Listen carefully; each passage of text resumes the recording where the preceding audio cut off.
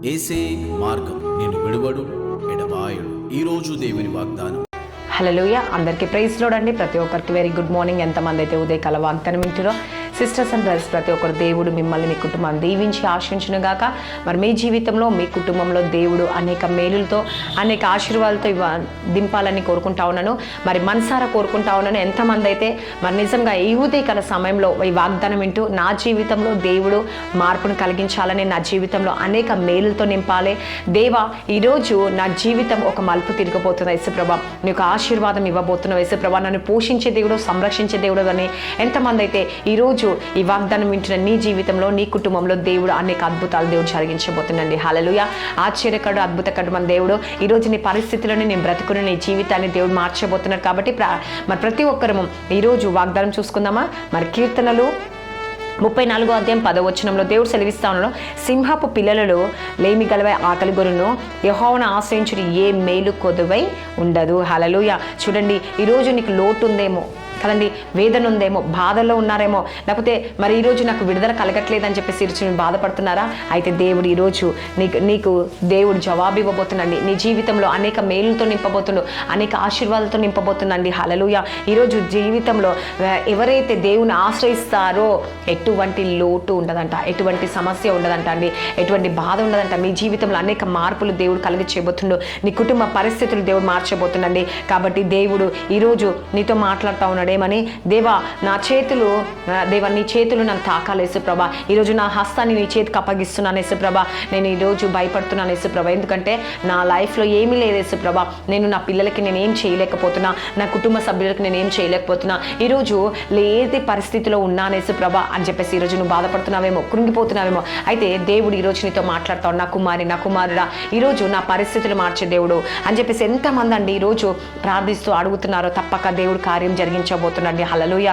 అందుకేమంటే నువ్వు భయపడవద్దు, ఎందుకంటే నువ్వు ఆయనను ఆశ్రయిస్తున్నావు, ఆయనను వెంబడిస్తున్నావు. కాబట్టి ఖచ్చితంగా దేవుడు నీకు ఏం చేయబోతుందండి, మేలు జరిగించబోతుండు. కాబట్టి యేసయ్యా ఈరోజు నా చేతుల్లో ఏం లేదు యేసుప్రభా, నాకు ఆశీర్వాదం లేదు, దీవెన లేదు యేసుప్రభా, ఈరోజు నేను ఏ పని చేసినా సక్సెస్ అవ్వట్లేదు యేసయ్యా, ప్రతిదీ నష్టపోతున్నానని చెప్పేసి ఈ ఉదయకాల సమయంలో ప్రియ సహోదరి సహోదరులారా, ఈ వాక్యం వింటున్న నీవు నీ జీవితంలో నువ్వు బాధపడుతున్నావేమో, కుమిలిపోతున్నావేమో, వేదన చెందుతున్నావేమో కదండి. ఈరోజు దేవా ఆర్థికంగా నేను చాలా బాధలో ఉన్నాను యేసుప్రభా, అప్పు సమస్యలో ఉన్నాను యేసుప్రభా, కొట్టుమిట్టులాడుతున్నా యేసయ్యా, నా జీవితంలో ఆశీర్వాదం లేదని చెప్పేసి ఈరోజు బాధపడుతున్నావా?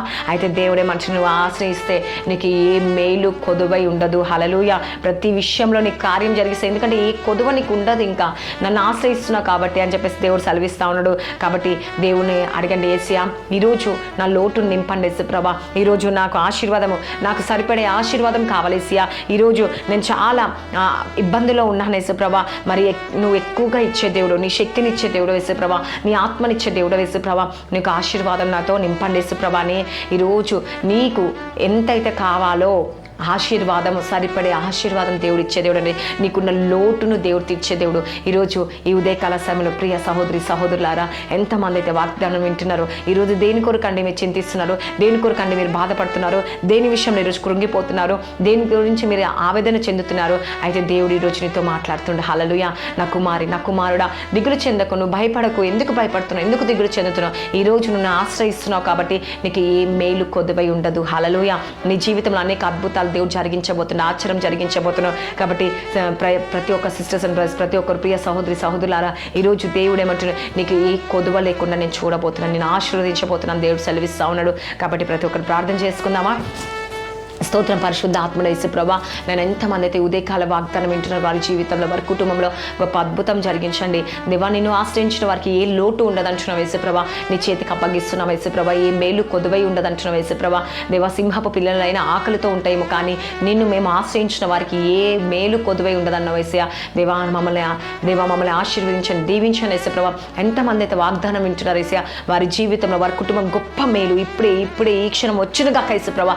ఈ ఉదయకాల సమయంలో వారికి అనుకున్న గోల్ని రీచ్ అవునుగా యేసుప్రభా. మీరే కార్యం చేయండి యేసుప్రభా. ఈరోజు నాయన ప్రతి కుటుంబాన్ని దర్శించండి, దీవించండి, ఆశ్రయించండి, పోషించండి, సంరక్షించండి ఏసయ్యా. వారికి ఉన్న అవసరాలన్నీ తీర్చండి, వారికి ఉన్న ఇబ్బందులు తొలగించండి ఏసయ్యా. వారి జీవితంలో అనేక మేలులతో నింపండి యేసుప్రభా. మీరే సహాయం చేయండి. ఎంతమంది బర్త్డేస్, మ్యారేజ్ డే జరుపుకుంటూ ఈ సంవత్సరం అంతా బ్లెస్ చేసి దీవించి, ఆశించి, పోషించి, సంరక్షించండి యేసుప్రభా. వారికి ఉన్న అవసరాలన్నీ తీర్చండి. గర్భాలు తెరవబడును గాక. భార్యాభర్త సమస్యలు దేవ కోర్టు కేసు నుంచి అన్నిటి నుంచి విడిపించండి. నానా రకాల రోగాలతో, నిరాశలో కృంగిపోయి ఉన్నారేమో, నలిగిపోయి ఉన్నారేమో, మానసికంగా యేసుప్రభా రోదన చెందుతున్నారేమో, వేదన చెందుతున్నారేమో యేసయ్యా. అన్నిటి నుంచి విడుదల కలిగచేసి నువ్వే అద్భుతం జరిగించి ప్రతి కుటుంబాన్ని దీవించి ఆశించమని యేసు నామములో అడుగుచున్నాను తండ్రి. Amen. God bless you. Praise the Lord అందరికీ.